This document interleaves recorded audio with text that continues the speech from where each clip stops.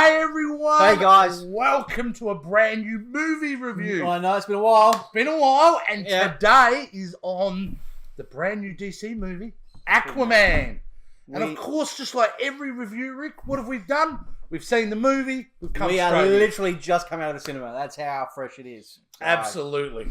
So this review is more about our first impressions and what we thought, what we liked, and what we didn't like. So certainly Aquaman will be a bit of buzz about it. It's been a long time coming, It has.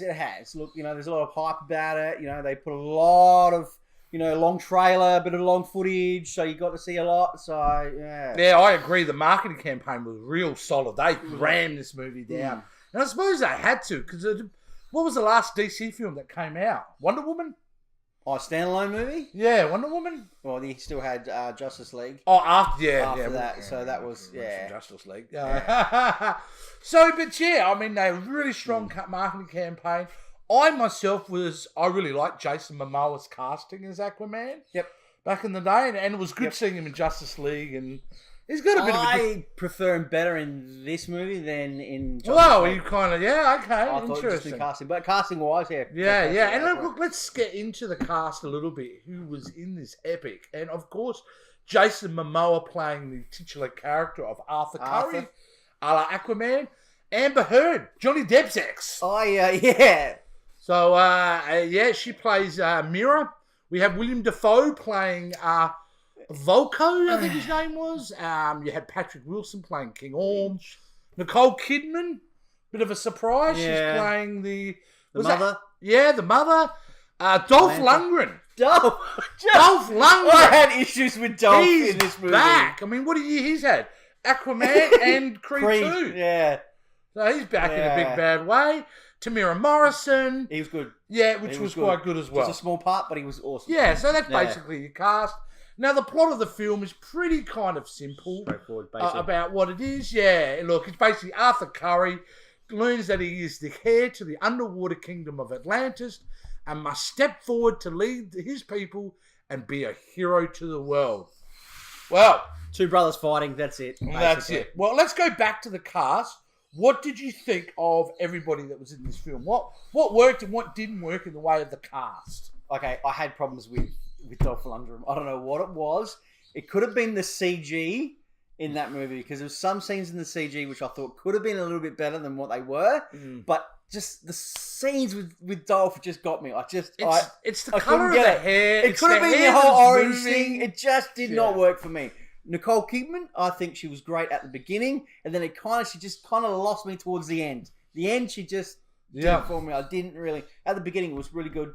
Amanda Heard, she was good. I had no issues with her. She was surprisingly good, actually. Yeah. So William Dafoe, I just felt they were kind of trying to hit those big, A-list actors and put him in there. I was waiting for him to say Spider-Man. Just kind of worked in some places and kind of didn't. Yeah. And I think you probably set the tone quite a lot. For me, the cast here, the standouts were Amber Heard. I thought she was really good. Really liked Tamira Morrison. And thought Jason Momoa is actually good as that character. But here is probably where we start to get into some interesting discussions. The plot of the film. Basic. Rick, yes. Just a basic plot. It's very paint by numbers again with these films. Predictable. So this movie was so predictable. Rick, I'm watching this film going, oh yeah, that's happened. We've introduced the character. There's the end of Act 1. Oh yeah, that's just happened. That's the end of Act 2. Yeah. It was so generic. Yeah. And they tried. You could tell he really tried to make it visually interesting and that. And that's one of the film's strengths, is how it looked. It's colourful. Oh yeah, it's got all that. Gorgeous. Yeah. But it does suffer from what I think you mentioned about CGI. So heavy on the CGI. It was, but there were just some scenes that was really bad. But a basic scene, like of, him walking down the jetty, or the dwarf, what do you want to call it, and in the background, it just looked like he was behind a green screen. Yeah, and it looks as good a job as we do. We don't do that good a job. It's like, shit, you're putting a lot of money into this movie. Yeah. You'd think that CG would be up to it, but... It obviously felt rushed, They obviously had a... which shouldn't have been rushed. This movie's been in development for a very long time. But obviously, he had plans to make this thing look amazing, and it would have taken a lot of CG to do it. You know, so for the plot, the plot is a real big letdown of this film, I think. I think it really is, like we said, paint by numbers. It's simplistic. Yep. It doesn't take any twists and turns. No. Oh, something I do want to mention, though, coming back to the cast and really with the plot, one thing that really worked well for me was actually Black Manta. I liked it. I liked the concept. Yeah. I thought the execution of Black Manta was very good. I just think it could have been a little bit more of him. Well, he was that side kind of thorn in the side character. Yeah. But this film, overall for me, Rick, it's a missed opportunity. I got to say, I think they really had an opportunity to do something here. And in the first 15 minutes, I felt they were going to do something really cool. But man, it starts to fall off the cliff. And to me, it really falls off the cliff when he goes into Atlantis. And I'm going, this is basically like the Phantom Menace. Like when they did that underwater bit in that film. And it was, I don't know, it started to get very, very cartoony, kid-friendly. Where I don't think that's the way to do it. Wonder Woman didn't do that. No. It kept consistent all the way. It's a film that everybody can enjoy. And I feel like this, maybe the general audiences will like it because they haven't seen a lot of superhero films. But for me, as a superhero film in 2018, at the end of 2018, man, it was just meh. They could have taken bits out of this movie and just cut it down a bit. Mate, that's a great point. Fucking, why did you have that scene in there? Cut get it 30 out. minutes out of that film. It didn't have to be. And you could have made such a tighter film.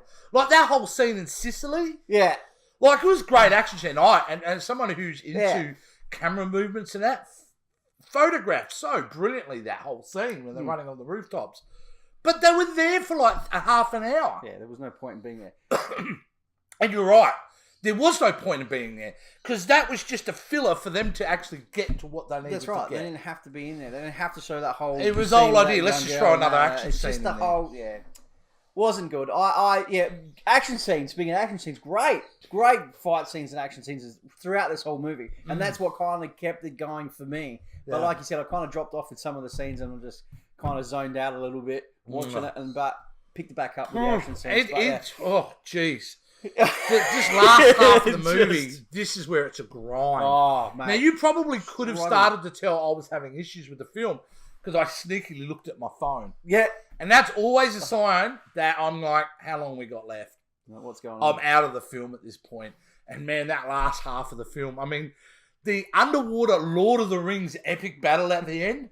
That was a bit complicated. It was a bit too much going. You couldn't tell what was what. And were they fucking crabs? What were they? You couldn't really talking see. Crabs. Yeah, it just... Well, nah. Yeah. And it could have been cleaned up better. Yeah, and I'll tell you what, that thing that made me groan the most is Aquaman in his suit.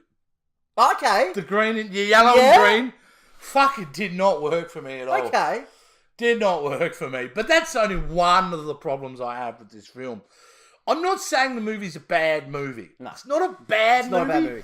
But it's not a great movie. Don't be fooled into thinking that this film is as of the level of Avengers Infinity War or Wonder Woman or anything like that. Because it is not, in my opinion. No. It is not up to that standard.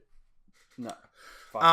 Yeah, look, there was a report that came out the other day saying James Wan was asked whether he's not really keen on doing a sequel. I'm not keen on them doing a sequel, to be honest. It is on track to hit big money. Yeah, what were you saying? It's got to hit $1 billion. $1 billion. I'm stunned. And the only reason I think that's happening because maybe there's not a lot of options at the moment. I don't know. Yeah, I don't understand. I'll tell you right now, if there was a Star Wars movie this Christmas, that movie would not make the money that it's projected to make. Really, there's nothing else against it, is there? No, I mean, there are some films that have already been out. We've got Spider-Man in the Spider-Verse. It's been out for about 3 weeks and doing okay business, but it's a cartoon, so it's never going to compete. But you're right, there's nothing of that size to compete with it. But this movie is flat. I'm really sad, to be honest with you, because I wanted this one to work really, really badly, and I thought, wow, they're really going for it. But it was a swing and a miss, for sure. big hype on this movie, and I just don't think it hit that. No, I mean, the character development was so generic. I mean, you've got a villain played by Patrick Wilson who is one note all the way. He's just this evil guy who wants to be evil so he can rule the world. Boring. Fucking boring. Done with that. Have more intricate villains, you know?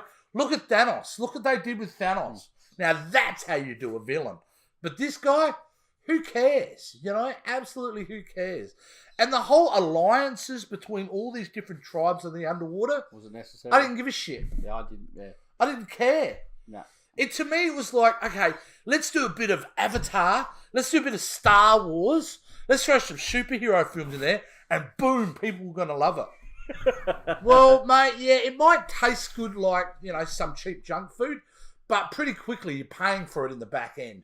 And that is this film. The back end of this film is woeful. It's a disaster. And I know after we left the cinema, I know you mentioned something that you let go and you said my God. Couldn't deal with it. And you kept going on about it. Normally, guys, what we do is we have this rule. We do not talk about the film. Nah.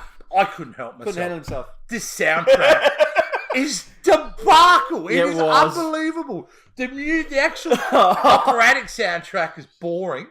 And then it would just change left, right. Then you've got these real B-grade pop songs in there as well. I don't know if they were remixed or something. I don't know. Everything was off. It didn't go with the scenes that they were. It was just wrong. Yeah. Woeful. So for me, the strengths are the direction. I think James Wan did what he could with the material he had. So I'm going to give James Wan a bit of a pass for it. Because I think he's also responsible for why those action scenes worked as well as they did. But the writers should be fired. And some of these performances should have been redone, honestly. I have zero interest. Normally when we walk out of these films, dude, I'm always starting to think, wow, where are they going to go next? Again, I don't care. If they never make another Aquaman film again, so be it. What are your thoughts, mate? Oh, look, for me, it was okay. It wasn't something I was looking forward to this movie. I thought, let's go in there, but it was disappointing with a lot of things. Like you said, it could have gone in a way better direction than what it could have been. But visually, yeah, look, it was great to watch. If you've never watched superhero movies and whatever, you're not like a big fan, point. Go in there with the kids. Yeah, it's a kid-friendly movie and whatever. Go enjoy it. Like, get in it. It's that's actually a very good point. I think that's what's also probably affecting our opinion on it, is that it's 2018. We've had a big 10 years of superhero films, a lot of superhero films. And this felt like, if this was made 10 years ago, it would be... Yeah. But it's not. We've had all those other movies. We've had all those references. We've had all those plot devices before. You know? It's the villain's so bad, though. The villain's so bad. Well, who cares about it? I think, and this sounds really weird, but I kind of felt like I've seen this movie before because there was just so much footage out there, especially that whole long 5-minute footage that they had and they put online for that extended trailer. That's pretty much everything that you see in that film. And that was just like, oh, wow. And that is probably the first clue to say this film had problems. Yeah. Because the marketing team were going, well, shit, we better put out everything that's cool in this maybe movie. not reveal him in the suit as well. They could have left that as well, maybe. I know you weren't a fan of the suit, but... It just seems so forced. Yeah. It seemed like they had to somehow put him in the yellow and green. The traditional comic suit. And I don't think you needed to kind of do that in this film, you know?